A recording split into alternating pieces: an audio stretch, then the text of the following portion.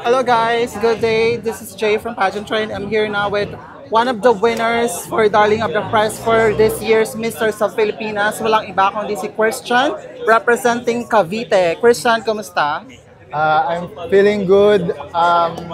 Sobrang happy ko ngayon kasi actually I wasn't expecting to have the press favorite tonight. Pero parang akong nanalo, parang feeling ko finals na kasi I feel like lahat ng pinaghirapan ko since the start of the competition, I think it's paying off now. And we all know na this is not your first time to join the pageants. So you've joined also international. So expect ng mga fans and supporters na mas bongga pa yung magiging outcome mo sa dito sa Mr. sa Pilipinas. So my question is, how did you prepare for this events muna? For the events, of course, I've been working out kasi since the start of the competition, hindi condition yung katawan ko. It's actually last minute decision. However, I still pulled through.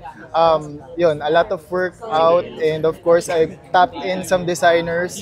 So, and they were helping me a lot. So, yun po yung preparations ko so far. Ayun. Siyempre, maraming mag-aabang sa'yo ngayon. So, anong abangan namin for the next event?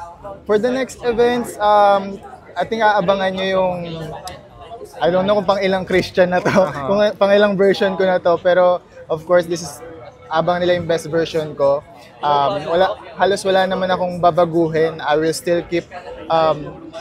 still be me, however, mas polished and also mas matured na Christian and also mas realized na Christian. Alright. Thank you so much, Christian, and congratulations for Thank you winning so Darling much, of the Jay. Press. And best of luck.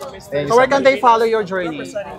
You can follow me on my Instagram at Christian, Kristzan. My Facebook, Christian Carlo de los Santos. And as well as my other social media, it's just my name, Kristzan. Thank you, so much. Christian, and congratulations. Thank you.